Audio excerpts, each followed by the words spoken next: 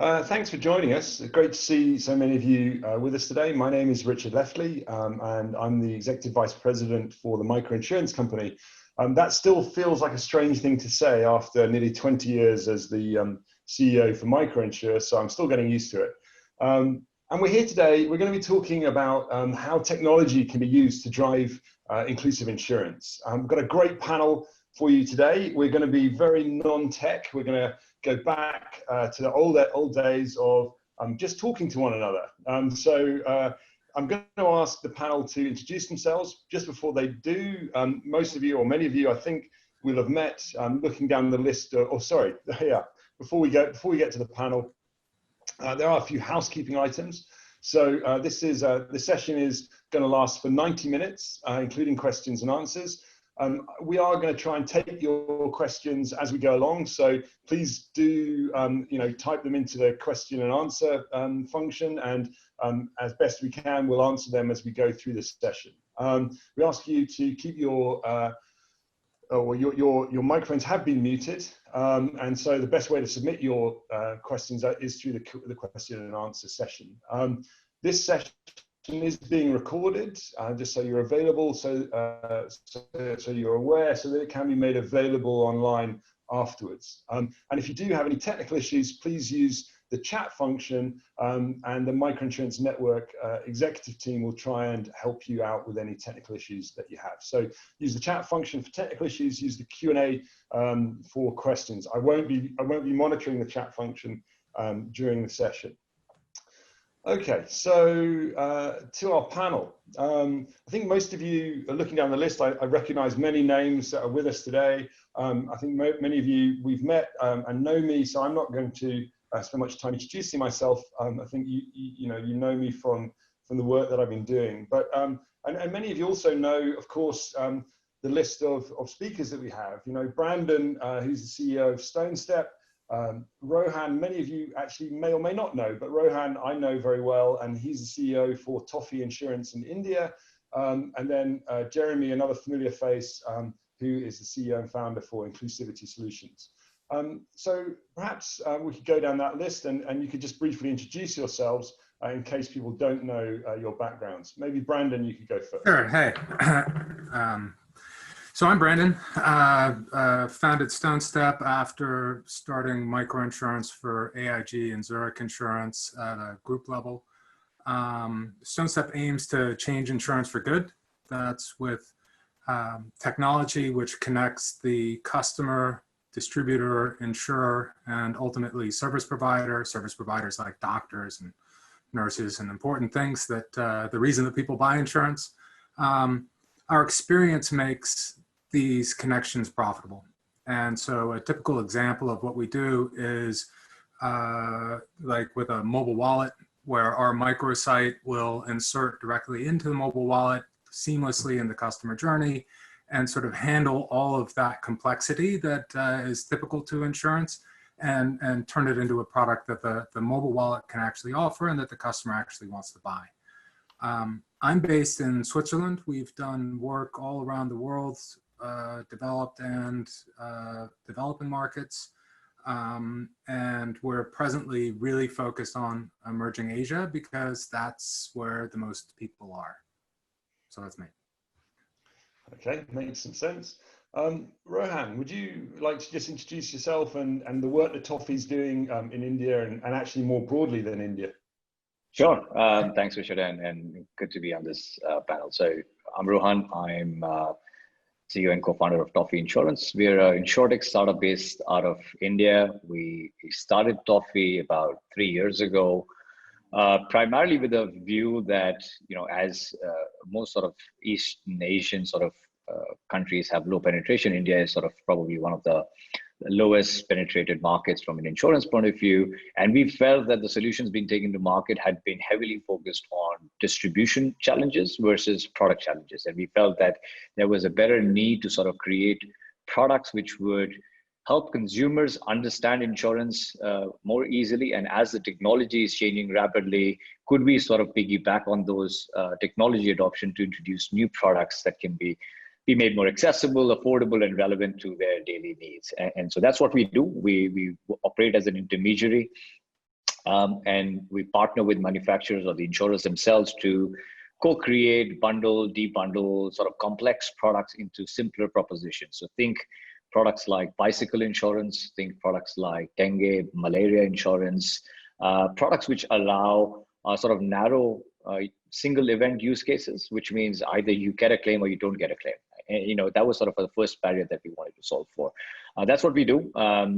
Based out of India, we feel that the market in India is big enough for us to focus on right now, not to think beyond that.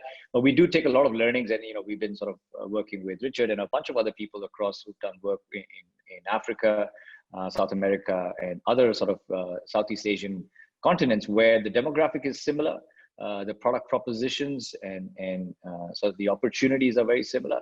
So again, trying to not say the cliche, but trying to make insurance a little bit more simplistic without sort of overselling that word, but really sort of piggyback on the technology, which has been sort of moving fast enough. And we've seen fintech sort of take that leap in terms of showing rapid adoption. And insurance has sort of been lagging behind in that front. So sort of bringing that up to speed and up to mark for the penetration of insurance at large. Great, thank you. And I'm really looking forward to you being part of this panel. It's great. I mean, whilst Brandon, Jeremy, and me, we're old faces in this. It's great to be hearing from some of these startups like Toffee, but more than a startup now. I think you've had great traction in India, and you're doing a great job there as well with some really cool products. Jeremy, not last but least, tell us a little bit about yourself, about what Inclusivity has been doing, and you'll need to come off mute, obviously. Thanks, Richard. Appreciate it. And yeah, Brandon did point out that we're you, Brendan, and I are pioneers. I do wonder whether that means we're old or we've just been kind of around the block way too long. So I think it's that we're haggard and used up, isn't it? Well, at least I took off my hair, Richard. You seem to have lost it a bit recently. At least it's still a bit kind of COVID haircut at the moment, still a bit long. But yeah, thanks for the welcome. So I'm founder and CEO of Inclusivity Solutions. So I've been around a bit.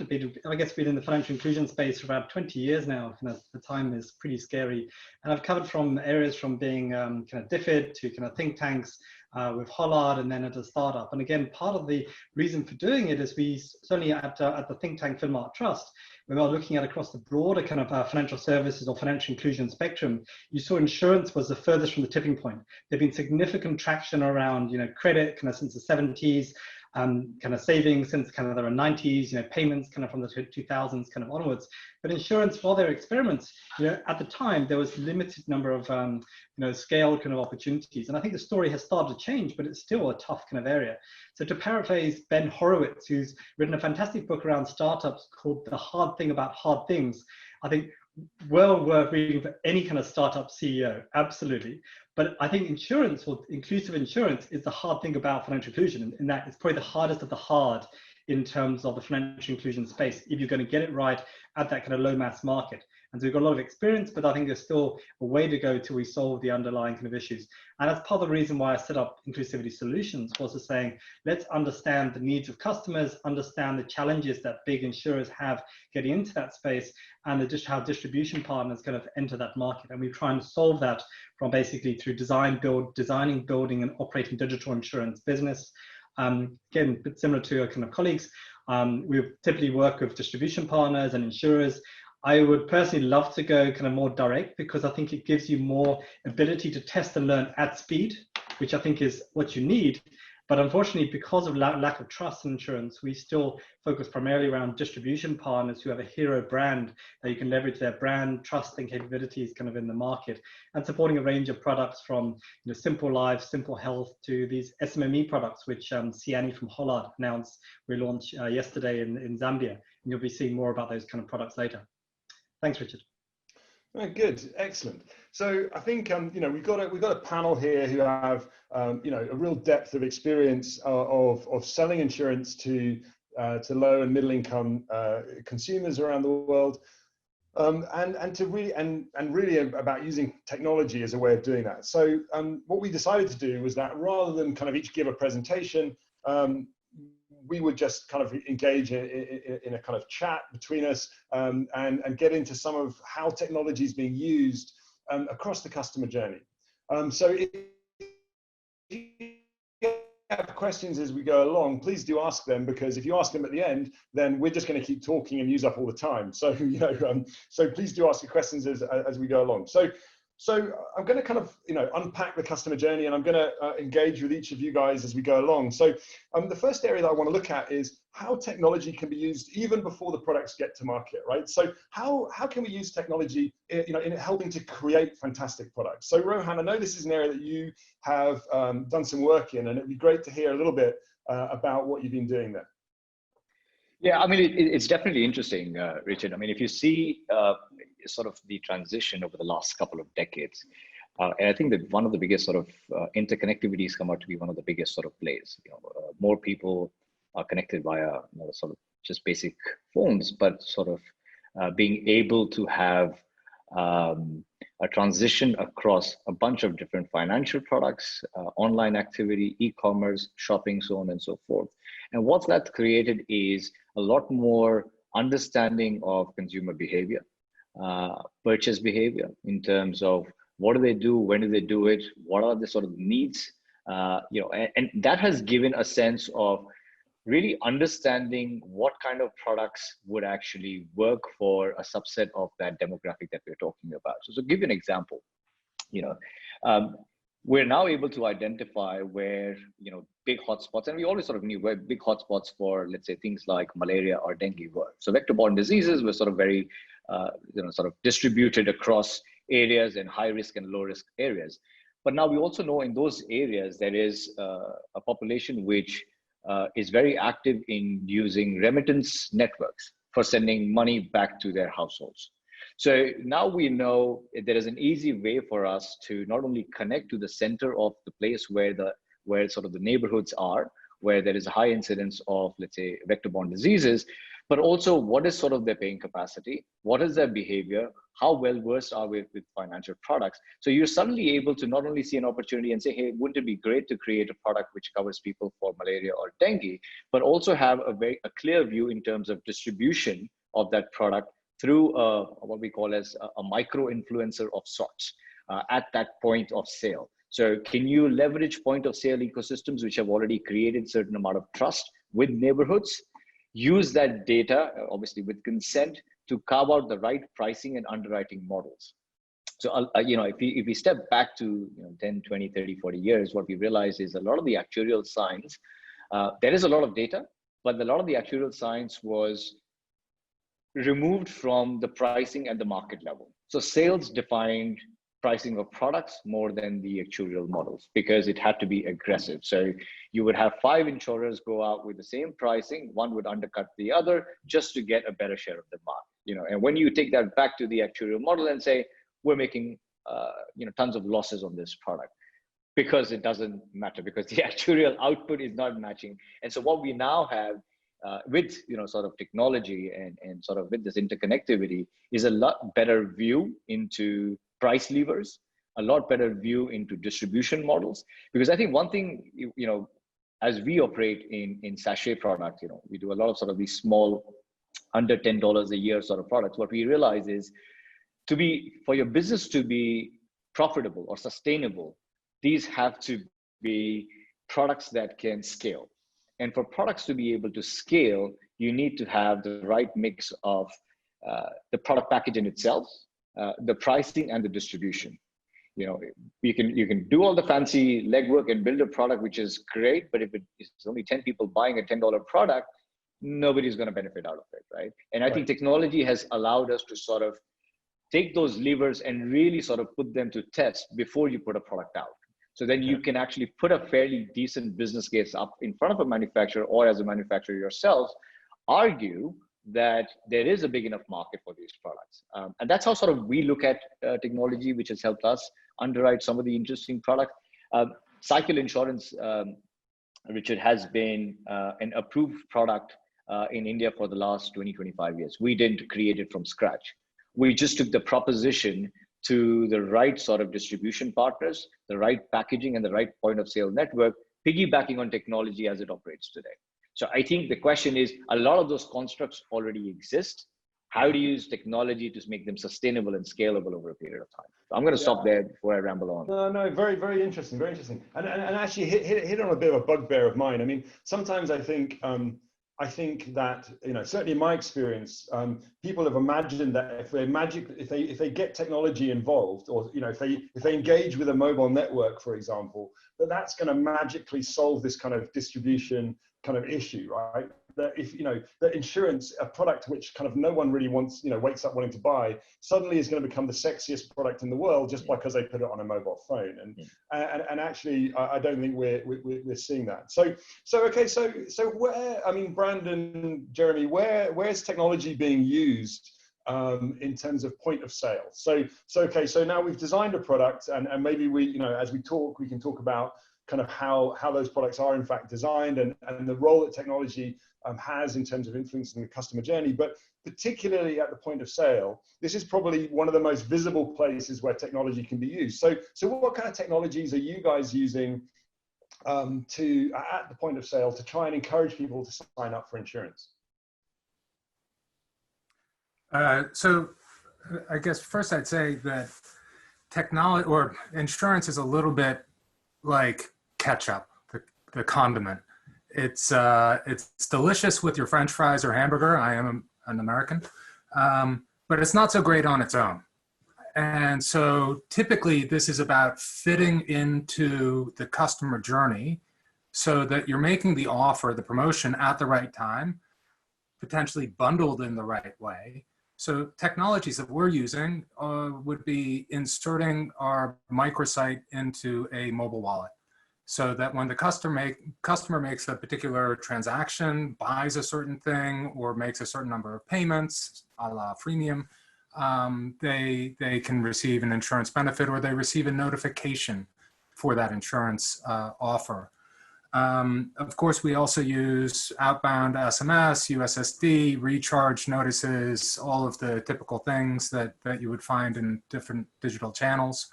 But it really, I think you can blast customers, and I'm sure we've all been on the receiving end of telemarketing calls from insurance agents. This is end of year, so I'm getting health insurance offers here in Switzerland every day, and it drives me nuts.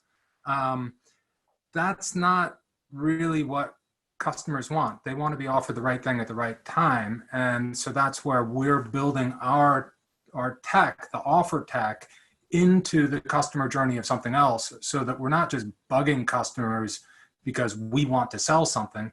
We're offering something to customers when they might want to buy it. Okay, interesting. So actually, I think that's a good point. You know, sometimes the biggest advantage of technology is the brand that goes along with that technology, right? So people, I mean, I've said this many times, but people trust their mobile phone company because when they top up their phone, it works, right? And they top up their phone a lot. So they top up the phone with airtime and it works, and therefore subconsciously they trust that brand works. So the fact that the insurance is delivered in a very frictionless manner on the mobile phone is useful, is important, but the fact that the brand is actually trustworthy is also perhaps even more important in convincing someone that this would be a great place to buy insurance, because this is a brand, you know, that does what it says. So when you buy airtime and you top up your phone, it works. And so therefore, if you die or you get sick or you have an accident or your bike gets stolen, then it's believable that they will actually stand behind the product that they've sold you, right? So it's that combination of that kind of brand trust with the frictionless customer journey that comes through technology. Jeremy, what technologies have you guys at Inclusivity been using, and which ones have you found kind of work? Yeah, so I mean, just to kind of go back to a couple of comments. I like what Rohan was saying about the pricing and around the, you know, the actuarials kind of construct before. I mean, one of the phrase that I kind of conduct used some years ago was, in kind of the pricing side, they would use the ATS model, the actuarial thumb sucking model. And that's pretty much right, isn't it? Because basically your data that you have is typically focused on the top end of the market. So as soon as you're trying to kind of expand the market, your data you have is not necessarily suitable for the rest of the market that you're trying to address. So essentially it is using data from different sources, as Rohan was kind of saying, whether it's e-commerce providers, remittance providers, kind of is to basically get a point of an actual thumbs up for a data point that actually makes sense and is kind of affordable. And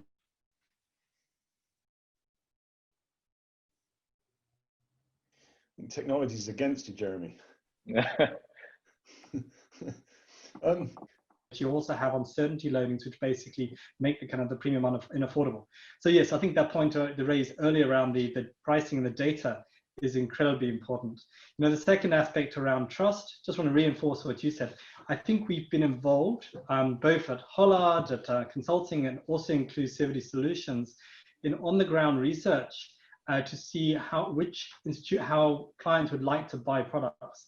And generally between 80 to 90% of people we've interviewed have said they prefer to buy insurance from basically a mobile operator or a trusted brand for comparative insurance. In almost every market we came across, insurance brand is at the very kind of bottom, kind of below the loan shark kind of level. So again, that issue around trust is right. And again, that point also around the technology aspect is saying it needs to be in the enabler of that kind of customer journey to really kind of delight customers. Again, what Brandon's kind of saying, how do you integrate technology into the kind of partner? So we basically partner with banks, kind of mobile operators and kind of platforms. And again, on that, we're quite heavily integrated across a number of points, from whether it's the SMS gateway, kind of USSD gateway, whether it's kind of WhatsApp, or such like. It's really saying, how do you leverage the technology to support the customer journey? Around what works best, yeah, that's an excellent question. You know, digital, in some cases with mobile operators, is next to free. But the challenge is you've got a few issues. One, the quality of delivery rates of SMSs. So we've seen delivery rates being as bad as 20% of people receiving and opening an SMS of SMS that are sent. I mean, that's on the pretty bad side. So generally it's between 20 to 50 to 60% of customers who are sent an SMS will essentially read that kind of SMS, the delivery rate on that side. So you have major challenges, but you have the huge opportunity of obviously being able to not spam, be careful around the wording, but communicate with large numbers of customers. And that's great. And obviously, you know, WhatsApp is surprisingly expensive if you're doing kind of marketing messages as well. So you need to understand the cost implications of those type of models.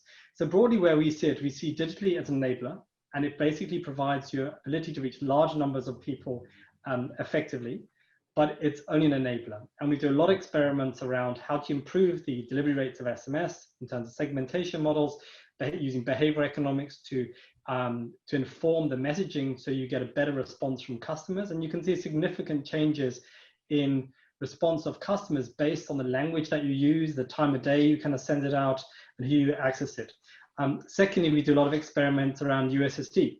And so recently, by a relatively small tweak, we basically drove a 5 times increase in premiums just by basically experimenting on the kind of the USSD kind of experience. So again, we basically experiment around what is the best customer journey for the customers, and that's also kind of effective. But again, we probably just kind of overall saying is digital, you can do a lot around there, but it's probably not sufficient in and of itself. You need to support that with other probably higher touch capabilities, which include the kind of call centers, which I know Richard and Brandon are also very kind of like, as well as basically other kind of higher touch points that you're leveraging the infrastructure of your partners. Yeah, it's interesting you talk about the kind of the importance of what messaging you use. And so, you know, the messaging is almost as important as the digital channel. I remember when one of the very first implementations that we did, and one of the lessons that we learned was that you really have to hold the hand of the telco when it comes to that messaging. So one of the early implementations we did, we weren't very prescriptive with the telco as to exactly what should be in that SMS, you know, the SMSs that were being blasted out. And one of the telcos sent out an SMS that said, "You will die by life insurance," and we were like inundated because people assumed that this was some kind of prediction, or that maybe the telco knew something that was going to happen. And you know, we got a ton of phone calls of people saying, "Is this a horoscope? Is this going to happen to me?" And it was an absolute disaster. So you know, like we just assumed that they wouldn't send something quite as kind of basic as that. But, wait, Richard, did that sell? No, it didn't. It was a complete disaster. Right? So, but it has been interesting for us. I mean, how we've seen, you know, definitely I agree with Jeremy. You know, playing with the wording, playing with the time of day, it is really, really important. During the COVID period, we saw So, you know, we were doing a lot of these kind of SMS blasts. We saw like an 8-fold increase, 800% increase in the number of people who responded, you know, to those digital kind of self-registration. So whether it be a USSD link or whether it be kind of an SMS short code, you know, as people got more and more worried about, as lockdown kind of bit, you know, people responding to those. And interestingly as well, kind of robocalls. You know, robocalls for me are like a massive, massive turnoff. You know, when you get a robocall, it's just horrendous and it really annoys me. But it seems that in some countries, that's a fairly new technology and people still, you know, are kind of engaging with it. And I wonder, you know, I wonder what you guys have found about this. But I mean, we're actually finding huge success actually with robocalls, which is really surprised me. But Rohan, what are you guys using? I mean, Toffee, you know, when you look at your website, it's kind of, I think it's a little bit different from what Inclusivity, what MicroInsure, what Stonestep have been doing. Kind of what are the technologies that you've used at point of sale that you found have been working? So, you know, it's interesting, and I'm going to go back to some bits that Jeremy mentioned. So we've followed consumption patterns and user behavior more than anything else. So although we sort of build all our products as API first, when we go to point of sale, whether that be a digital or offline, what we realize is trying to change the behavior of, let's say, an offline point of sale ecosystem, trying to change the behavior of a sales guy there is extremely, extremely difficult. So we go into outlets and we go, okay, tell us, what is it that you currently use? Do you use WhatsApp? Do you use apps? Do you use SMS? Do you use USSD? What is your comfort level? Once we gauge that, we have options available for doing the entire process on any one of these channels. So we can do policy issuance, servicing claims on SMS. We can do it on WhatsApp. We can do it on progressive web apps as well as native apps. But for us, really, you know, what we don't want to fall into, and again, I'm going to go back to saying scalability of that proposition only happens if you're trying to tackle one problem. And that one problem we want to do is, I want you to be able to sell this product. I don't want to teach you how to use WhatsApp. I don't want to teach you how to do an app, because that's a secondary challenge for me. And typically what we find is, you know, in sort of India, is that the sales first guys at the offline ecosystems are fairly uneducated, you know, street smart sort of individuals. So getting them anything which is complex from an insurance point of view doesn't work, which comes to that point of that the context or the relevance of the product has to be right. A bicycle dealer can sell bicycle insurance. He cannot sell life insurance. He cannot sell health insurance, because what happens is, even though he may be swayed by the fact that you can earn a decent sort of payout or a commission or a promoter fee, what happens is when somebody asks him a question and he doesn't know the answer, he feels dumb and he doesn't want to come across as uneducated or financially not savvy. That's not what his expectation is. So what we found is that if you take the product which is native to what he's already doing, price it at a point where it is like ketchup, because it's not a product on its own. We did a very interesting research, Richard, in the last 6 months, where we found that products under $15, which is roughly about 1,200 Indian rupees, don't require an assisted sell. The moment you cross that sort of threshold, it requires the person to speak to someone, really understand the depth of the product. Under that product, it could be very easily bundled, or it could be seen as that ketchup secondary product. Yeah, I wouldn't say impulsive, but instant buy. So we found that point of sale ecosystems can only do justice to products which are secondary to the primary purchase. So if you're buying a $100 bike, you know, an $8 to $10 product is good. But the moment you go $20, $25, the customer walks away, because he then forms into that sort of articulation that needs to go. So digressing from your question, but I think, you know, the technology that we use at point of sale is digital, depending on what the seller is using. The entire policy processing, issue and servicing, everything is real-time, instant, like most others do it today. But we are not restrictive in that. So we sort of leave it for the channel partner, and depending on the progressiveness of the channel partner, we give them those options. Okay, interesting. Yeah, I also seen, I mean, you know, at the point of sale, technology is by itself isn't useful. I mean, we were working with one of these kind of mobile wallets recently in Asia. I'm not going to use the name of the company in question. And what they did was they said, okay, I'm going to put insurance on the shelf. I've got this app. you know, it's being used to send money, it's being used to buy airtime, it's being used to pay utility bills, you know, all the things that a mobile wallet kind of does. And I'm going to have a menu for insurance, right? And so, you know, I'm going to magically put it up there as a menu, and then anyone can come. It's a marketplace. Any insurer can come. They can put their products on the shelf. And you know what? No one bought insurance magically, right? You know, about 2 policies a week they were selling. And so when they came to us, they were like, you know, we've been doing this for a while. It's really not working for us. And it's like, well, of course, like no one wakes up wanting to buy insurance. And so what we encourage them to do is to say, well, you know, instead of just putting it on the shelf, you need to sell insurance, right? You need to kind of push it. And so when you see that someone's using your app to pay school fees, why don't you send them a message in the app or through SMS or whatever saying, hey, you know, if something happens to you, do you want your kid to finish school? And guess what? The take-up rate for insurance suddenly shot up through the roof. Thousands of people were signing up for insurance because it was, you know, I've just paid my school fees. What happens if I'm not around, or I don't have a job, or I can't pay the school fees? Would I like my kid to finish school? So when companies take the ownership of a product and then use technology, use the data that they have to identify the risks that people might be worried about, and then use technology to communicate to the consumer, it's kind of interesting. Okay, so we've got a bunch of questions here, so I'm going to take some of them.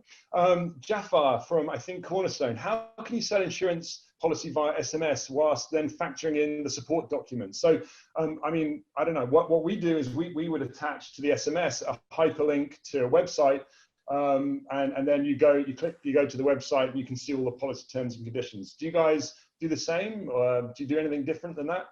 Pretty much. Yeah, pretty much the same. Because I mean, again, there's a couple of ways you can have more customized models where you pre-fill the details, but again, whether that's really worthwhile or not.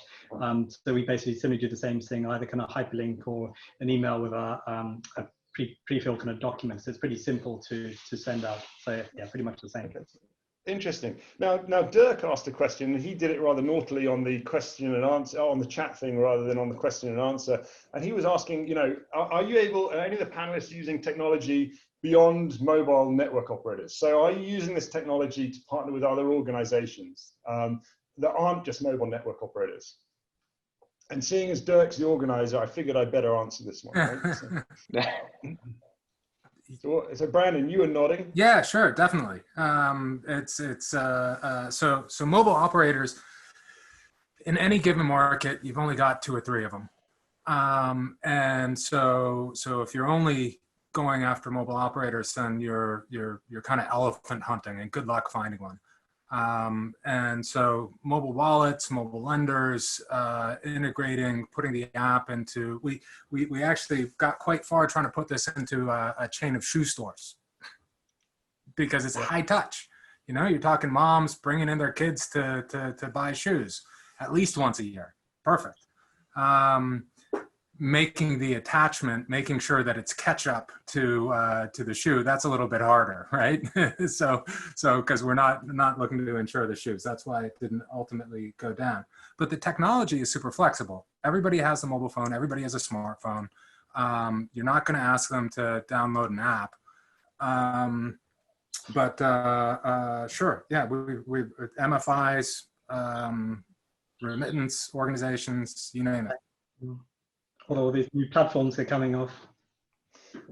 Super apps, you know, we're just putting something together with somebody doing a maternal health education app. So they've got 1.5 million, 2 million users, giving them prenatal, neonatal advice, and we put an insurance option in for them. And it makes sense. People need it. They're worried. They're having a kid. It's a useful product. We found WhatsApp extremely important. Sorry. Yeah, Rohan, go for it. Yeah. Yeah, no, we found WhatsApp extremely important, especially when you find it in sort of offline ecosystems, is that when the sales cycle is typically very small, right? So if you walk into a pharmacy, there is these are quick transactions that are happening. You're not waiting around shoe shopping for 20 minutes or 30 minutes, right? And if you want to sort of introduce new products, so what we did was we put sort of these placards at the pharmacy which says, to find out more about, let's say, a vector-borne disease product, just send hi to this WhatsApp number. And that automatically starts 2 processes. One is you can get more information in your sort of WhatsApp. Typically we've seen SMS adoption, or nobody reads SMS in India anymore. I mean, it's largely WhatsApp, and I'm assuming sort of similar trends have gone across the world in different geographies. So that allows for two things. One is obviously doing financial literacy in terms of letting consumers know that there are products like these which exist, and then giving them the optionality of saying, hey, listen, if you do want to buy it, here are the sort of documents available. Now, in India now, I think WhatsApp just launched or released the news today that they're doing a beta on the financial transactions using WhatsApp. So now you can do pretty much the entire end-to-end loop of the policy document collection to the issuance to the payment within the WhatsApp ecosystem. And I think that's just brilliant, at least for sort of these small ticket price products sold at point of sale. Yeah, no, absolutely. So I mean, one of the things that we're seeing emerge here is that technology is immensely powerful, but you can't just expect that you're going to put a product on a technology and it's going to sell. So to Rohan's point, like, fine, have WhatsApp, but there needs to be some kind of insurance still needs to be sold, right? And so whether that's a placard at the pharmacy and what we're seeing is that message that you give to someone about the idea of buying insurance, it needs to be relevant, right? So it'd be like, if someone was, buying vanilla ice cream, there's no point selling them motor oil, right? They just don't go together, right? But if someone's just paid the school fees, asking them what would happen if you died, is therefore relevant. Or, Brandon talking about maternity app, and then, introducing kind of something that's linked to that. It makes sense. So pharmacy, health insurance, it makes, you're thinking about it in that way, right? Yeah, well, Richard, just on that note, I mean, I've been here with the other panelists also kind of experience, but we're getting lots of requests around these kind of transactional or comparison site type models. And again, it's probably the easy thing to do. And I remember when I did still a consultant at BFA, we did a study of the Gates Foundation looking at about 120 digital insurance models. And of those, majority work and insurers just trying to use mobile to support kind of payments, or we call transactional models at those time. And of course, they pretty much failed, as you say, one or two purchase or transactions a month on those type of models, those transactional based models. But increasingly, we got companies saying, well, we're concerned about, and good mobile operators, we're concerned about the effort that's required to actively market and promote our brand in this area. So why don't we just basically add on the ability on our kind of USD menu or app or whatever it is to say, allow customers to go on, choose which insurer they want, and go through the purchase to kind of buy the products. Or tend to be saying we just basically want to have a comparison site, because insurers will come to it because wanting kind of products. And so far we keep pushing back because, I mean, my understanding in South Africa, where penetration is probably one of the highest in any emerging market, it's not a market even so where where there's huge kind of pent up demand even for funeral insurance, which is actively bought. So whilst we are seeing increasing kind of uptick of people buying insurance on kind of websites, it's still pretty small B, and it's really something you do on the margins. Same with kind of mobile sites or kind of mobile sites. People aren't actively buying enough to sustain a business on that area. So it's more marginal basis. And the same with comparison sites, where you put it up there and think, oh, a customer's going to say, I want to get the best price. So far, our view at this stage is we're still a long way away from that in these markets. You still need to have an active kind of strong brand, active engagement with the kind of customers, and really support that whole kind of value chain. Is that something the rest of you agree with? It sounds like it is, but I mean, it's absolutely demand we have for that. Yeah, and the difference between the product price and these different options, it's like almost impossible to figure out the difference between all these things. Even for an insurance guy, you've got to sit down and study the terms and conditions. And then the difference in price is usually very limited. And as we've already noted, the different brands of insurers aren't really changing people's minds too much. So no, I totally agree. Marketplaces are hard sell. And one of the reasons, I mean, we're talking about the need to sell insurance. Why do you need to sell insurance? It's because, think of life insurance. I was alive yesterday. I've been alive all my life. I'm alive today. Why am I going to be dead tomorrow? What is the big hurry about buying this product? It's because the telco told you would be, Brandon. That's why. Yeah, well, exactly. That's why I asked whether it worked. That sounds good. It sounds perfect. Yeah. The world is ending. And we've gotten Telco knows I'm going to die. Yeah.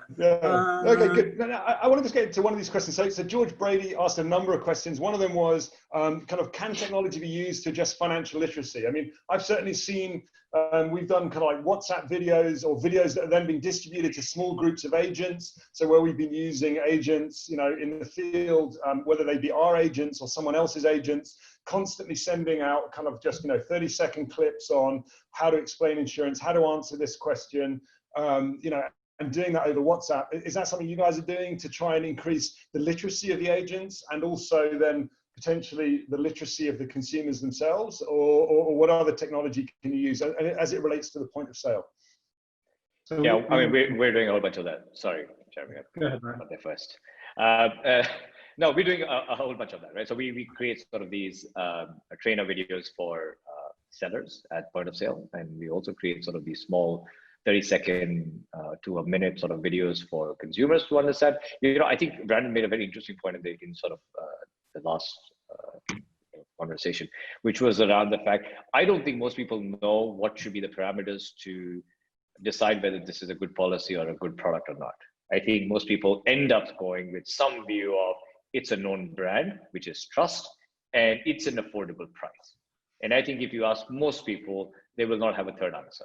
I think you can throw up, you know, claim settlement ratios, et cetera, all up in the air. Nobody really cares. I think so. It's like, yep, I know this is a top 5 brand, which most people know about, and this is what I can afford. And as long as it fits that, I think it. So I think from a, you know, that financial literacy and financial information sharing is predominantly driven to say, what should be the actual parameters for you to figure out? Should, you know, your age be a factor? Should your income be a factor? Should your number of dependents be a factor? And why is that important? And I think, you know, that helps sort of create that financial literacy around insurance and whether you actually do need a life insurance right now or not. You may actually be better making sure that you have, you know, vector-borne disease insurance at the very least, forget about life, because that's sort of more narrow, you know, immediate events that you are need to be protected against. So I think to your question, Richard, we do a whole bunch of sort of these, you know, multiple languages, very sort of contextual to certain products, videos, short videos,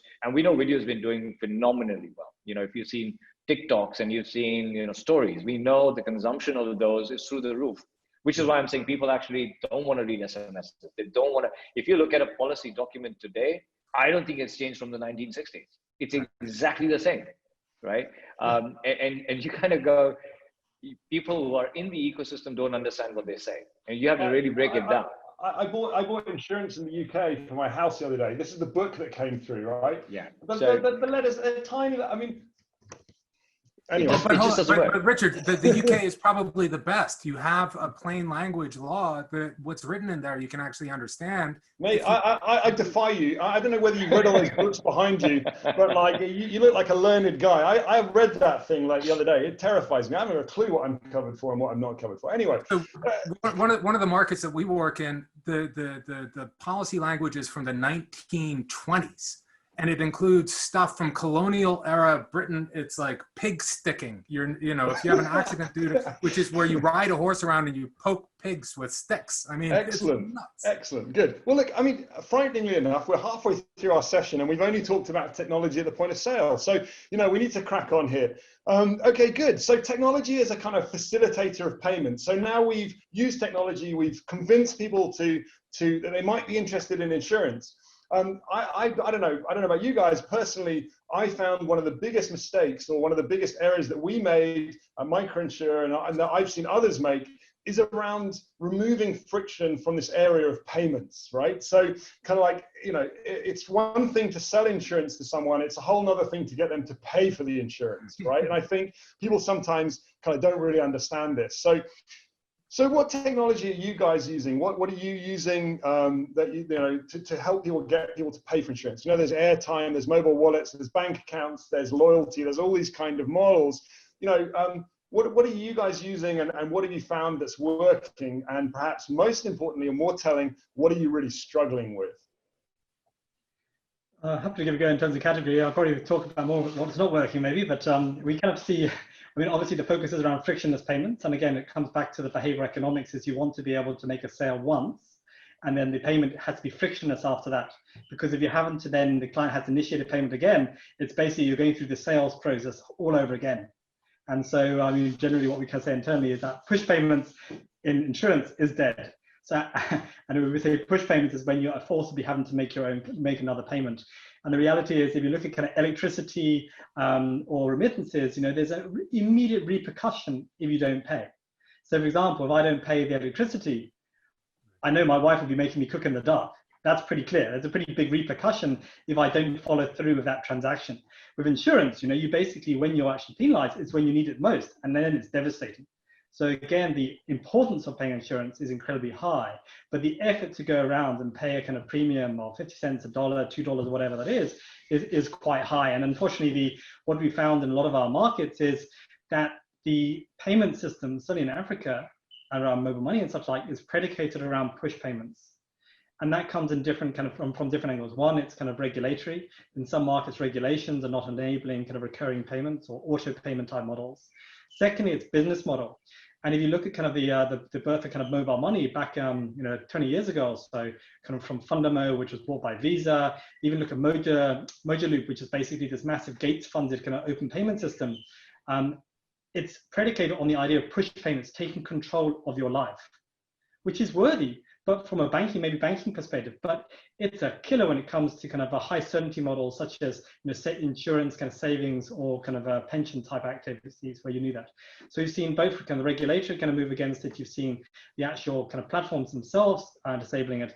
And thirdly, you've seen real concerns around customer complaints or consumer protection issues, where I know I'm not allowed to say, but in Tanzania, basically the regulator stepped in because one big competitor of ours had a kind of platform which allowed them to collect airtime deduction to pay for insurance. But when clients were asking to opt out, they couldn't. The platform wasn't enabling the client to stop recurring payments. So the regulator stepped in and say, we're not going to now allow kind of recurring payments because on airtime because of that consumer abuse. So again, we've seen push payments does not work. So more broadly, what we try to do in how we look at our partners is look at one, embedded models where it's basically, say, paid for by the distribution partner or fully embedded in the kind of the product. The second category kind of being bundled type cover. So there we've got initiatives with where when you buy your airtime or your data or you pay for your remittance, insurance is included in that, or your e-commerce. So it's bundled into it because, again, the idea is you make the decision once, you sell once, and then you basically will pay whenever you pay your product or service, or of course kind of auto payment models, recurring payment models. And that could be bank debit order, mobile money kind of recurring payments or where it's enabled, or airtime, daily, weekly, monthly, doesn't really matter. So we look at those kind of three broad models around payments. The question is, you know, which one works, which one is matched with the distribution partner or partners that we're engaging with. And essentially that will help us basically overcome that kind of challenge around removing the friction and making it kind of easy. And again, if that's built in, essentially you can solve a lot of the challenges around reliably paying for your insurance. So how successful have you been, Jeremy? I mean, like, you know, what percentage of your clients that you sign up or you sell insurance to do you actually get paid from using this technology? Yeah, I think that's the challenge. Unfortunately, I think as Richard knows, we've ended up being kind of startup. We ended up basically primarily being stuck in a push payment model. And we've taken a long time now to shift away from that kind of push payment model into recurring payments, because some of the big partners we deal with are colloquially termed super tankers, where there's a kind of 7 kilometer or 3 kilometer turning. So just so people know, I mean, push payments is where basically every month you actually have to send someone a text message to say, please pay your premiums, right? And so you're literally reminding them every month that they're paying for insurance. So you're actually literally like stabbing them with a knife every month, reminding them that they're paying for insurance. I mean, it's like literally a methodology or a kind of way of trying to discourage people from continuing with insurance, right? I mean, it'd be like a gym. It'd be like a gym phoning you up every month and saying, you didn't come to the gym this month. Do you still want to pay? You know? It's not far off that model, and I think they say that works when it's electricity or whether it's kind of something where you're basically punished for it. So the push payment models, we've been shifting away from that, and certainly indications of where we have got those recurring payments, it works very well, particularly the embedded obviously is traditional. Those bundle models, when you're paying with the airtime or data, it's easy to implement. So we're starting to see good successes coming through. We're challenged a little bit on those recurring payments, but again, that'll change relatively soon. So one of the things that we've seen across our footprint is that actually, I mean, we've done a lot of DCB, of direct carrier billing, taking airtime minutes every day from someone's airtime balance. But it's been kind of interesting over the course of the last 12 months that actually the number of people that actually have any airtime is decreasing. And I suspect this is because a lot of people are shifting towards buying data packages. They're not buying airtime. They're not actually putting any airtime on their phone to make phone calls.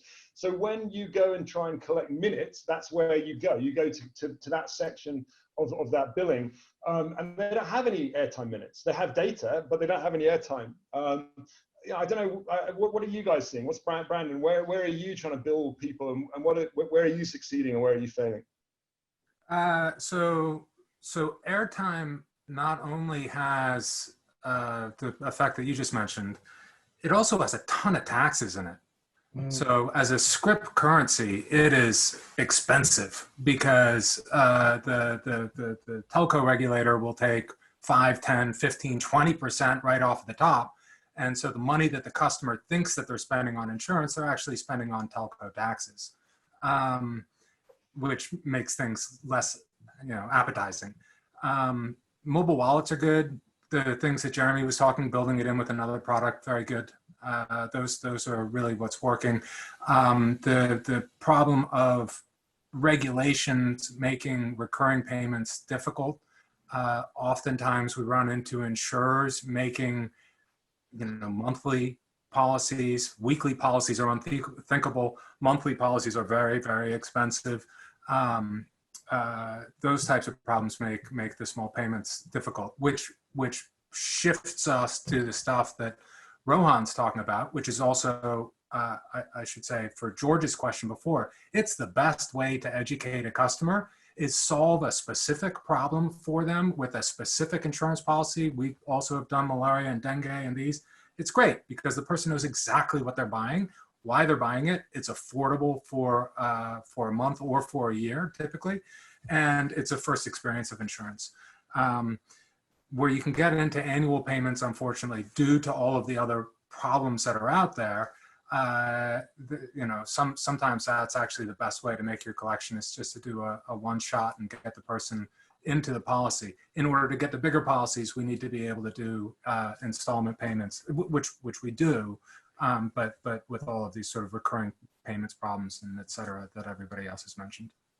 I guess India is going to be a bit different, Rohan, because there are a number of other kind of payment mechanisms available to you around PayTM and kind of like non-telco payment channels, but also increasingly some of the big platforms are starting to introduce payments as well, right? So what do you use to collect payments today, and where do you see this going, especially in India? I think India is really at the forefront of this. So. Yeah, so I mean, I think telco payments are probably the least popular in this day and age now in India. I think PayTM, which is your sort of wallet payments, are sort of exceedingly high. We've just sort of launched some of the products with recurring payments as well. But there's an interesting sort of observation. Sorry. You've just launched products with recurring payments. What were you doing before? You were just taking the money up front, right? Yes. So because these are all annual products. So on the simple products, it was a one-shot annual premium product. The regulatory, as they're approved by the regulator, you can only sort of sell them in that mechanism. But as you sort of have those monthly products available, we sort of had launched a recurring product for sort of the lower socioeconomic demographic. Which was essentially a traditional product, but you could pay for it, $7 to $8 a month over a period of 12 months, would sort of equate the same thing. And they would do a digital e-NASH for that. And what we found was that there was a huge demand because during COVID, people were going, look, we don't have protection, hospitalization is going up, mortality is on the, so freakishly sort of wrong period. So we felt that we can afford to pay $10 right now, but we can't afford to pay $150 for the entire policy. So we'll take it. We'll sign up to digital e-NASH. We were like, fantastic, this is great. 3 months later, we started to see persistency and attrition rates come through, and they were 50%, 60% drop-offs. So we went back to the consumer, and what we realized is that this was a consumer who does not do more than 2 debit card transactions in a month, who has happily signed up for a digital e-NASH. And what he does that debit card transaction is for that the week that he gets his salary in the first week of the month, he takes out all the cash and does all payments by cash. So everything, and we were sitting there with the assumption that, look, there's no way in hell this guy will not have $10 in his account on a monthly basis. I mean, that's a very small amount. I'm sure he's going to have that, but that's not true. He doesn't have any balance left in his account because he takes out all the cash. The second problem there is that the banks levy a huge fee for bounce of the e-charges. So that creates more dissonance with the customer. And he goes, what the hell? I agreed to sign up for this. I didn't make the payment. Now you're going to charge me a penalty, cancel my policy. So I think the tools are available, but I think you will see that they have their own challenges. So payments, even if we have these sort of recurring payment options, etc., available, is going to be a very hard one. It will take a considerable amount of time for consumers to sort of have that behavior where they go, look, it is an EMI that I need to pay. You mentioned the same thing. It is exactly like a gym. If you have to remind the consumer every month, high chances of attrition. So either you build a product which is from the get-go based around the fact that there will only be 20% persistency, and it's just a huge volume of consumers coming through, or you do go after a consumer who is going to be able to sort of at least maintain a $10 balance in his account. Yeah, and having met you in person, Rohan, I have to say that you're the one person I've met in the insurance industry who I know uses his gym membership, because you are one of the most frighteningly kind of toned guys I've ever met. It's terrifying. and I was thinking about you during lockdown, because I hope the gym remained open. Oh boy. Anyway. So one of the things that we found really interesting, we were working in a Southeast Asian country. We had a bunch of telcos that we were working with. We had some ride-hailing companies that we were working with, and we were using this outbound call center to kind of call out to people and sell insurance. And we found that our sales, so if we asked people to pay up front, it was $10. We had a $10 policy. It cost $10 a year. And it was the same product and the same price.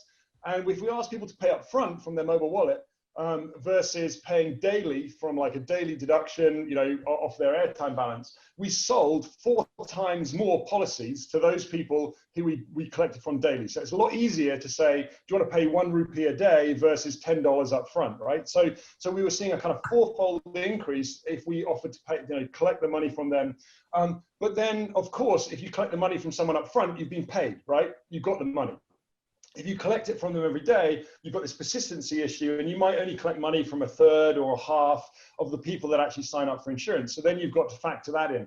And so one of the things that we did was that we said, okay, so we're going to sell someone an insurance. Let's say we sell them a $1 policy that costs $1 a month.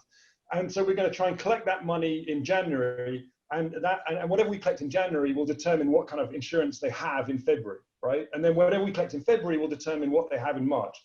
And in January, we try and collect the dollar that they'd signed up to pay. And if we only collected 50 cents, we'd send them a text message saying, sorry, we only collected 50 cents. So instead of having $1,000 of insurance for your $1, you're now only got $500 of insurance next month, right? And so whatever they paid, that's the insurance that we gave them. And that helped us increase persistency quite a lot, because we basically were giving them insurance based upon what they'd paid rather than what they'd signed up for. And we found that made quite a bit of difference in terms of payment success collection. Okay, good. The other thing, Brandon, you made a point to me the other day around kind of like the difference between people that work in the technology world and in mobile companies, and people that maybe have worked in insurance companies, and this technology of kind of daily billing being kind of like, just second nature. It's like 10 years old. And then insurers are like, what? You can collect premiums every day? How the hell do you do that, right? Like, so have you seen that play out? As you've been on both sides of the fence. You've been an insurer and also an insurtech. Yeah. So yeah, this idea that we're able to make a daily deduction by airtime is just, it astounds insurers oftentimes. And think what the mobile network operator is doing. They're tracking 15, 20, 50 million different people making phone calls all day and figuring out exactly what their transactions are. So that part, and this might be a segue to talking about claims.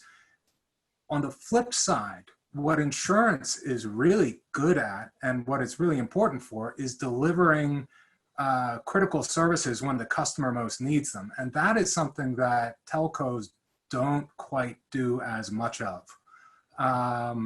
Try and get in touch with your mobile operator to adjust your service plan. If you want to upgrade it, they'll probably answer the phone. If you've got a complaint, expect to be on hold. And we can't do that in insurance because, you know, it's the customer's either having a bad day or the worst day of their life. And so I think that's where we can, that's where our technology begins to then do things that the mobile operators don't do, or the mobile wallets or the other digital channels don't do so much, which is just in time help for customers when they need it. Okay, good. Look, we're into the last half hour here, guys. There's 22 questions that are open. So what I'm going to do is we've got a couple more sections here to discuss between us. And then just for the panelists, what I'm going to ask, we're going to leave a good amount of time. What I'm going to ask you guys to do as panelists is you're going to pick one of those questions and you're going to ask one of the other guys to answer it, okay? So over the next few minutes, like as we're answering these next few sections, start looking at those questions and working out which one you're going to pin on who, okay? So that'll be a bit of fun.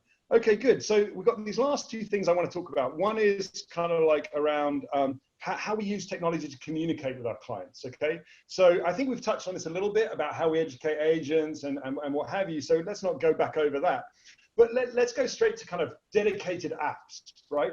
So insurance, should we have should we have on the Play Store a bunch of insurance apps? What do you think, guys? Is that a good idea? Nope.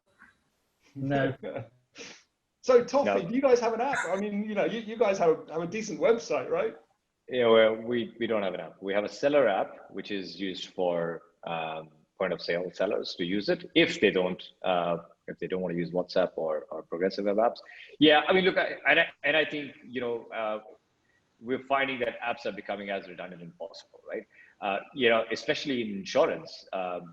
You've got, you know, really two moments of truth. One is when you buy the insurance, when you have to make claims. In between that, what are you going to do? You're not going to send him sort of content on a daily basis to tell him this is what needs to happen. Now, I do agree with sort of creating engagement loops with the customer because I think it's extremely important. Like anything else, you are trying to underwrite or cover an asset. And when you're protecting the asset, what you do want to know is you want to understand the asset a little bit more as it goes through sort of the life cycle. And by that, I mean, I don't think I've got a call in the last 6 months or 7 months from my bank or my insurance company to say, hey, how's it going? You know, do you still have your job? Have you had to take a drop in your income?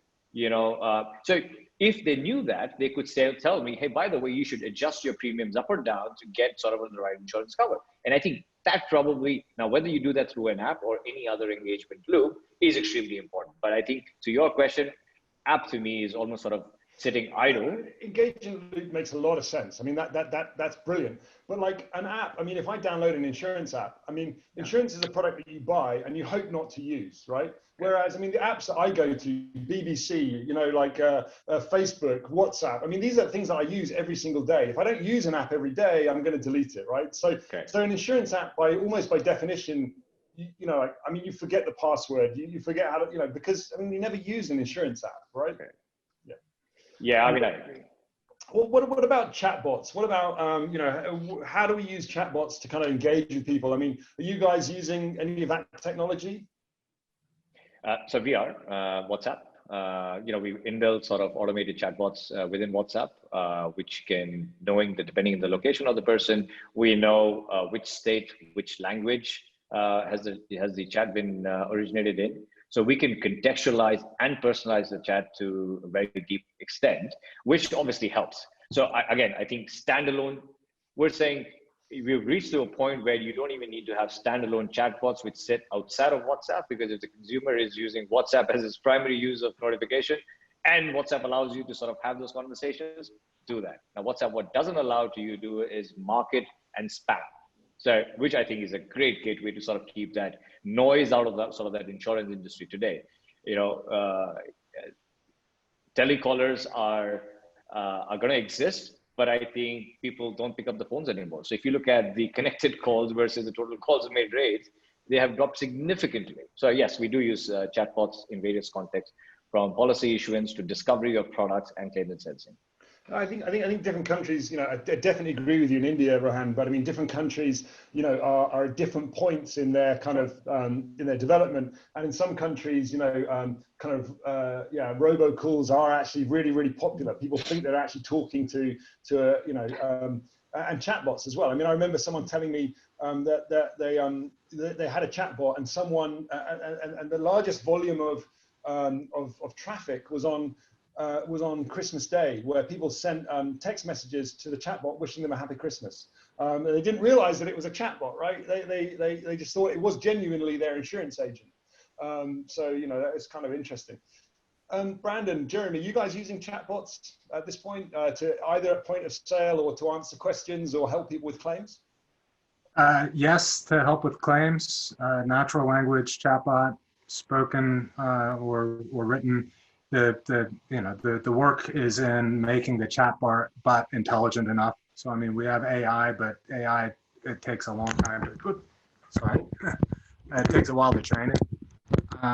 But yes, yeah, we have all of that integrated into the core platform. It's interesting you talk about AI, because that's one of the questions in there. So we started using AI when we became a microinsurance company. When Microinsure merged, we merged with this AI company, an Indian AI company called Tonka BI, and they had we were using AI for two things. One was kind of dent and scratch. So this is kind of where someone takes a car for a short period of time. Could be for, you know, hiring a car. It could be kind of borrowing it literally for a few rides. And they've got an app where you literally you go around the car, you take a video, and then when it comes back, you do the same thing, and it's able to identify any kind of changes, any differences, any scratches or small dents. And we're able to use the same technology for kind of screen damage insurance. So smartphone insurance is increasingly popular, but a lot of our clients don't have new phones. So traditionally, you know, a smartphone insurance is only for new phones and very high-end phones, you know, and we find that a lot of our clients have used phones, or, you know, they're kind of second-hand phones that are kind of coming into the market, and they may be new to this customer, but it's a used phone, and so using kind of a kind of cracked screen insurance and using AI to verify whether or not the screen is cracked is actually is really unlocked a huge market for us. So using AI in the claims, but it's more like machine learning. It's, you know, calling it AI is really a fancy way of, it's really just machine learning there. Okay, good. So, I mean, I do want to get into the questions, but just before we do, I think it's one point I want to kind of finish up on, you know, in our kind of formal discussion here, is around this idea of a kind of mechanical Turk. Brandon, do you want to just kind of explain what is a mechanical Turk, and then we'll have a discussion about it? Yeah, sure. Mechanical Turk comes from something in the 17th century, 18th century, where a guy traveled around Europe with a chess-playing robot, and amazed all of the gentry and noblemen with how brilliant this machine was. And it turned out that it just had a Turkish little person who was excellent at playing chess inside of the box, actually moving the pieces. And so the term Mechanical Turk is when it looks like it's a chatbot, it looks like it's AI, it looks like it's some sort of analytics engine, but it's really a team of people who are doing the work in the background. So yeah, I mean, we've certainly, so our version of a Mechanical Turk at Microinsure is quite often when we launch a product and we're not sure whether or not it's going to succeed, we may not do a full build on the IT, right? So we might actually integrate a Mechanical Turk, which is basically a bunch, you know, a very low, you know, 5 guys in a back room with WhatsApp actually literally sending the SMSs themselves. And then once we see we've got the product right, once we see there's traction, we then configure it and hard code it into the IT.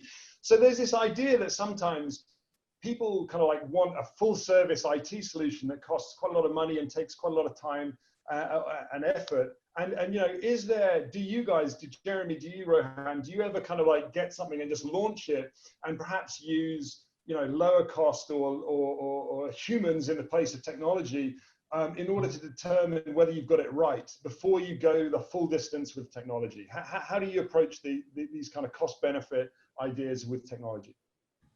We certainly do. I mean, you know, we're in the space where we have to sort of fail fast at a lot of the products, or at least learn fast from a lot of the market behaviors. And in order to do that, we don't have the luxury of spending, you know, 3 to 6 months trying to integrate backward processes on legacy systems with the insurers. So We at the front end have sort of drive all the sort of digital UI and user journey, so which stays the same. But on the back end of it, once we collect all of that data, we, in most cases with new products, we will still do a manual sheet, which gets sent to the insurer on a daily basis, because we feel that process, trying to automate that process completely is like a 5-month task. Until the time we don't hit a certain scale, it is sort of a norm in the business to say, we will not even try and attempt that. So let's see whether this is a scalable business or not. So we definitely try and do that. I mean, we know how long it takes to change a line of code in an insurance company. And I'm saying this with the, sort of a lot of respect here, that, these are old systems and they are so sort of, it's heavy work. And so we don't try and sort of bring that burden back onto the consumer, and not trying to be able to learn faster from products which may or may not work in the market yet. Yeah. I would just support that as well. I mean, we've actually just literally this week had a discussion with one insurer who basically wanted this kind of perfect reporting, and basically kind of had to go back to the, we agreed at the beginning of being on an MVP basis. We basically want to kind of experiment, get feedback, and then we can update it, and then we can do the kind of the perfect kind of reporting and stuff that they want to have kind of in the backdrop. So again, it's absolutely that point. You need to be able to do MVP models, kind of learn fast, and then basically build out these other capabilities as required. But I just want to comment on something that kind of came up kind of previously around this kind of, again, this insurance app kind of model. And in Cote d'Ivoire, we were actually going to launch with a whole range of agents. And we thought we basically have a nice kind of smartphone kind of based model, not an app, but something that can support these agents on the ground. When we got to launch, we found none of the agents had smartphones. Yeah, maybe due to risk, but they were all based on USSD. So again, this kind of idea that we basically are, smartphones is taking over, and we can see this significant graphs coming up. But majority of those smartphones are not very smart at all. If you look at their capacity and the kind of the affordability of clients being able to pay for the data as well. So they're pretty dumb smartphones, if you'd like to say. And then there's still a large number of people who prefer to use the old kind of feature phones as well. So again, that's a very good point. It's, in the same way as a lot of people are moving to mobile money, we still have to acknowledge that a lot of people aren't on mobile money, and a lot of people want to pay in other ways. And in the same way, not everyone has a smartphone and data, so we have to be able to build things that work on grey screens as well. Absolutely agree. Okay, so now we're going to. I remember talking to an insurer about the app, and they were so proud about this app that they were deploying across their basically kind of a number of different markets. And the funny thing is, look, we can basically search for an agent nearby. So that was in Cape Town at the time. They searched for an agent. The nearest agent was in Nairobi. So, and the number of people who actually downloaded this app was negligible. And as you said, they downloaded once, looked at it, and then deleted it. Again, people don't have space on their phones, right? I mean, we imagine that they've all got top-end phones. They don't. They have these kind of very low-end phones. They can have 3 or 4 apps. So they're not going to delete Facebook and WhatsApp and whatever else in order to have your app. Okay, good. So look, guys, we've got 25 open questions. We're going to go at this now, right? So what I'm going to ask you is each one of us can take it in turns. If you want, you can ask the other person a question. We've got 15 or 17 minutes. So we're going to have to do like a minute a question, okay, to get through some of these. So try and be as quick as you can. Okay, I'm going to go first because I don't know why. So, oh, by the way, when you answered one of these questions, can you just mark it as red so the other guys don't ask it? Okay, good. Rohan, in India, someone anonymous said, in India, not everyone can afford a smartphone and the internet. Can technology be used without the internet? I think we've kind of gone at this, but what do you think? Yeah, I mean, absolutely, yes. I mean, SMS, USSD, working on the back of telcos. We know models of businesses like Bima have worked very well, where you sort of embedded products within sort of prepaid plans or postpaid plans. 95% of India still operates on prepaid plans. So there are multiple ways without sort of connectivity in play to have insurance products be made available. Slightly more challenging and harder to explain the products to the end user. But yes, that technology still exists. Good. All right. Do you want to ask someone a question? You can, Yes, I do. I have a question for Jeremy. And this is from Jimmy, who says the focus of the discussion seems to be only on using technology to market inclusive insurance. Isn't there other uses like increasing efficiency in back office, automating claims, reducing costs, increasing profit, and therefore driving growth? So more around the back end processes rather than just marketing things. Yeah, no, absolutely. I mean, that's a kind of fantastic point. And I think we actually after the first discussion, did start kind of drilling into that, and we're seeing basically kind of investments around the kind of the broader kind of value chain on the kind of policy administration side. So we actually have, confusingly, two platforms. One is the full kind of policy and policy platform called Aspen, and that covers the kind of three aspects of policy acquisition, omni-channel, policy administration, so you can change your level of cover, pay whichever way you like, and claims administration, so you can initiate a claim and process a claim, kind of again fully digitally, to try and kind of simplify that whole process. So that absolutely we need to do more around that. And again, I think as Richard gave examples around how AI can basically use to support kind of the claims processing, so you really drive the claims processing down speed as well. I mean, looking kind of Kenya, my favorite anecdote there is the regulator tried to reduce the claims turnaround times from, I think, 60 to 90 days down to 30 days. The industry was up in uproar and basically suing the regulator to stop it because they couldn't pay claims in 30 days. So again, despite the industry challenges, with technology, you can bring that down significantly. On the second kind of platform, Malcolm, we basically use that for basically an Uber style kind of claims processing for claims assessment for motor or property or kind of agri side. And again, trying to improve kind of accuracy around time. Improve understanding of data in the market. That is certainly an area where we need to basically continue to invest in. Good. So I think it's my turn to ask a question. What question are you going to go for? Okay, Brandon. So Peter has comments around embedded products which have traditionally had very poor claims ratios as customers were unaware of the products. Has there been any tech or other innovations to ensure that customers are aware of their insurance cover, resulting in an increase in claims? Thank you so much, Jeremy, for asking Brandon that question. And not me. Yeah, okay. So insurance that people don't know they have doesn't do anything for them. So definitely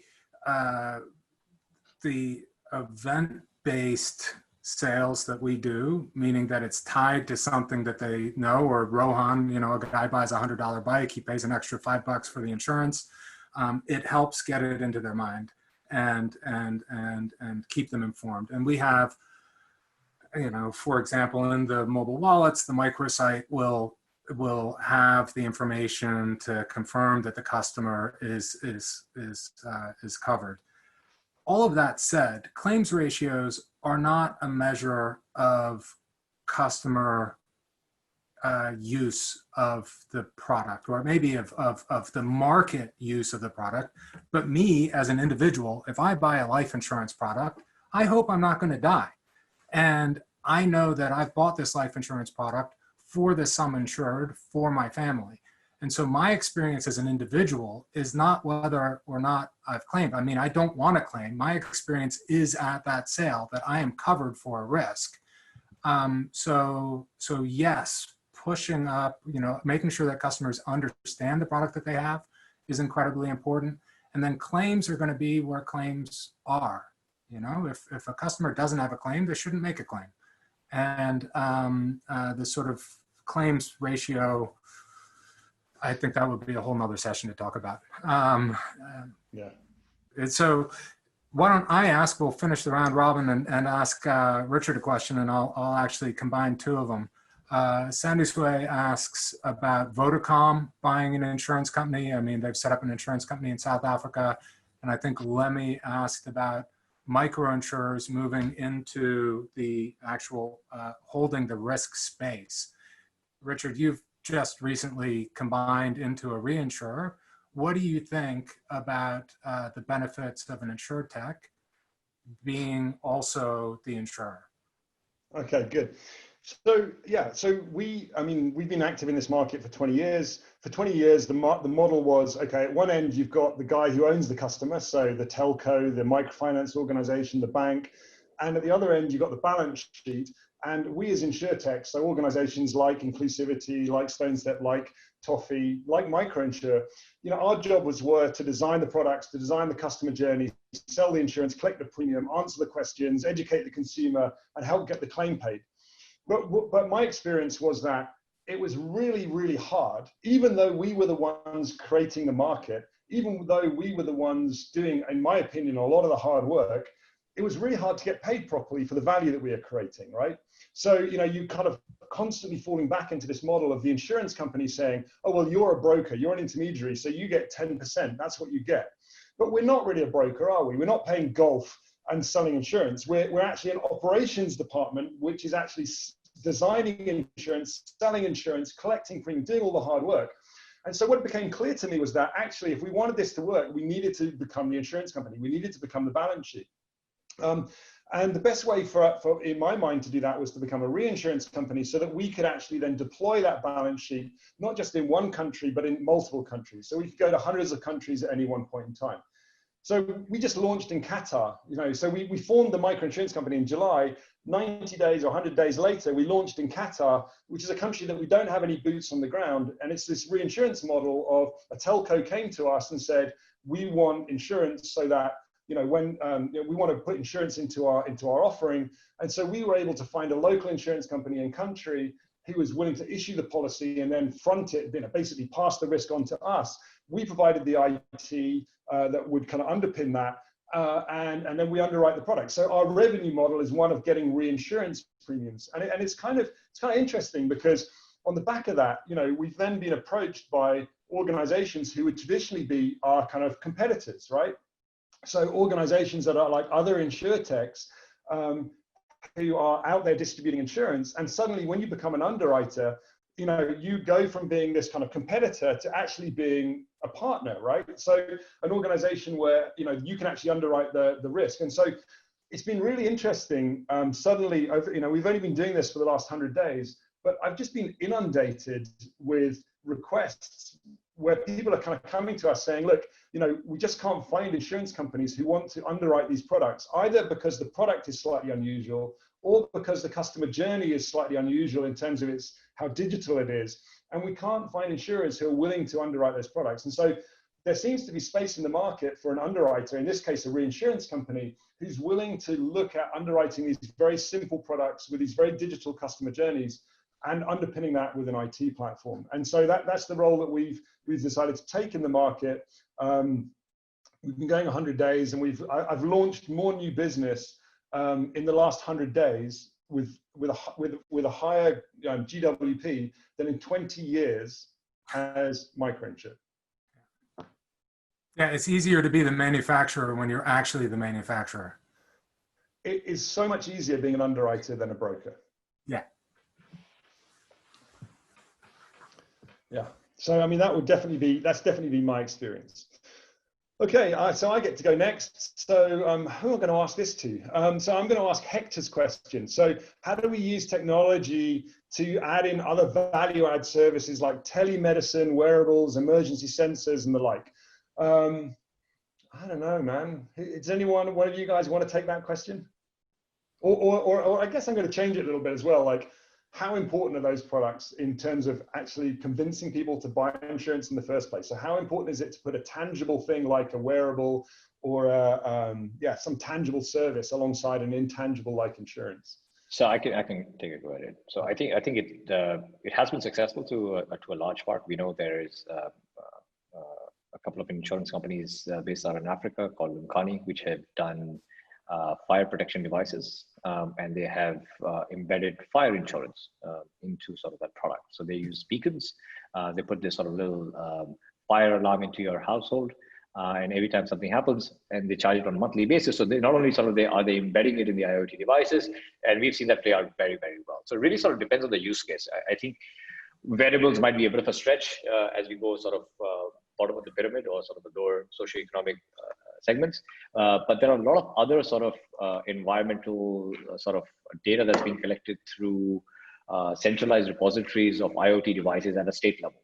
And they can be used to do things like crop insurance a lot better. We know of another insurer or an intermediate insurtech based out of Africa, Pula, which has been embedding crop insurance into seeds.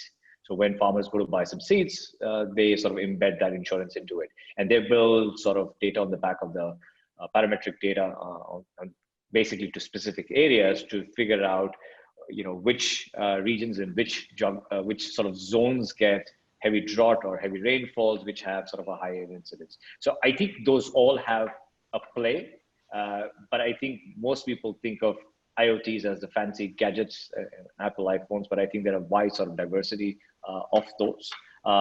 Definitely, from a consumer point of view, I think there is also the sense, and we've tried with this a couple of years back, which is because insurance is something which is, you can't feel it and touch it.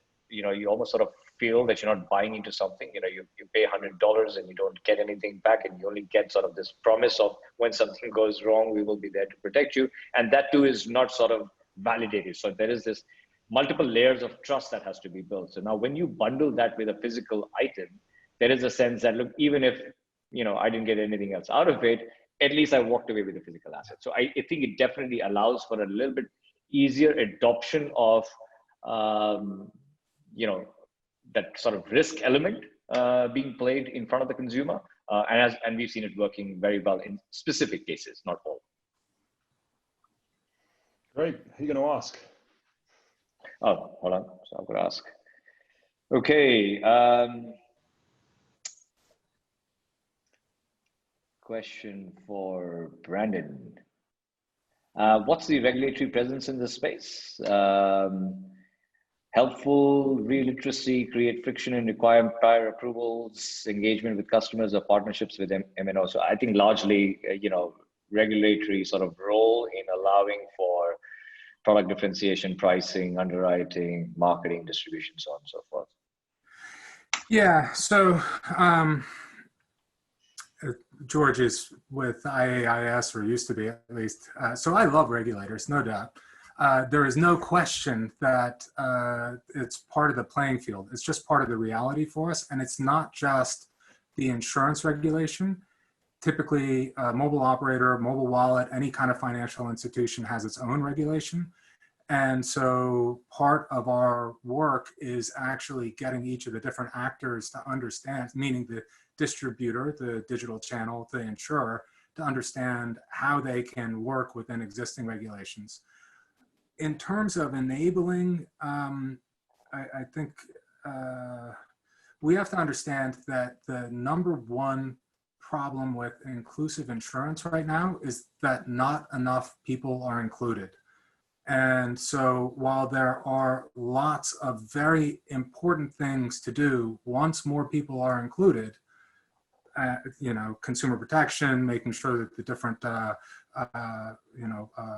commission ratios aren't out of whack with products, et cetera, et cetera. All of those are very, very, very important, of course. The number one right now is we need to include more people. We need to make it easier to sell. We can't have wet signatures. We can't have the problems that we were talking about with recurring payments. All of those things need to be addressed. And it's sort of a patchwork of different regulations that we run into in different markets, not just insurance regulation, mobile money regulation, airtime regulation, telco regulation, et cetera. So it's a big issue for sure. And do you allow post-in ballots, Brandon? Do I allow what? Post-in ballots. Post-in ballots? Are you talking about post-paid pig insurance like in China? No, I'm talking about mail-in ballots. No. Oh, mail-in ballots. You can count on it. All right, good. I couldn't avoid the US election on today. Looks like it's going down to the wire. Right, we've got a couple of minutes. We've got 2 minutes. So Brandon, I'm going to give you the last word. You get to ask the last question, my friend. Oh gosh. If you want, or unless Jeremy's got one that he's got like a. He thinks yeah, Jeremy, if you've already got something that you want to answer, go ahead. Well, I tell you what, guys. Let's do this. Let's use the 2 minutes slightly differently, right? So technology, you've all been playing with it. You've been using it in your businesses. Kind of like, what's the one thing that you think is going to happen in the next 12, 24 months? Which is, which if we came back in 12 or 24 months is a thing that we would be, would be different, right? Would have changed. So I don't know who wants to go first on that. Like, what's the one thing that you hope will change or you think is going to change? Jeremy, I'm not sure, but I reckon it might be around being able to do kind of like, without having to push payments for you or something like that, right? Well, no, I think. What do you think? I think that's a given on terms of the shifting the payment side. I think we've learned the lessons that the push payments do not work unless it's maybe annual premium, as Rohan was talking about kind of earlier, where you have that kind of certainty up front. Actually, I'm starting to play more of the conversational models coming through. and seeing how that starts changing things. I still need to think we still need to have like an omni communication channels from both the digital with the higher touch. But I'm interested at the kind of the conversational models, those kind of either whether it's the dumb two-way SMS, which experimenting with, whether it's basically kind of the chatbot types models that are coming through, and seeing how that can change things. It still isn't proven as yet from what I've seen, or you're starting to see some interesting noise. But I'm very interested to see where that goes to from there. Maybe with a few TikTok videos kind of thrown in, as Rohan was saying. Yeah. I mean, good. Okay, I guess in terms of time, Brandon, Rohan. Yeah, go Rohan. Okay. Sorry, quickly. So we think, moving from a tele-advisory to a video advisory. I think we've seen the world take up on video calls using WhatsApp and Zooms, and even sort of the lower socioeconomic sort of demographic from inclusive point of view. And I think tech in touch is not going anywhere, right? So as you go with insurance products, you do need some assistance. I think video advisory should, and we hope, should be able to sort of cross over and help people sort of find a little bit of trust that they need to buy into insurance products. Good. Brandon, very quickly, then we've got to finish. Yeah, so look, I think the technology is there. I think we understand the products. The four of us collectively have, I don't know how many decades of experience doing this stuff. For the folks that we're talking to, look, if you're at an insurer, at a digital channel, at an investor, at a donor, at a regulator, call us. That's one of the things. We are busy searching out people and looking to do business. And all of us are certainly open to hearing from you. So if one thing could change over the next 12 months, it's for the people that want or are thinking about using this technology to actually engage with people who are doing it and let us help you implement it. Good. All right. On that basis, Dirk, back to you, and thank you very much to the panelists. Thanks. Well, thank you so much, Richard, and also to the panelists. Very interesting discussions, very lively discussions, a lot of things that we wrote down and that we're going to be talking about over the next month. And I would like to invite everyone to the next session, which starts in 30 minutes, which talks about ups and downs in inclusive insurance. That will include some technology experience. And I'm looking forward to another very interesting session. Again, thank you very much to the panelists, and see you soon. Take care. Thank you. Bye.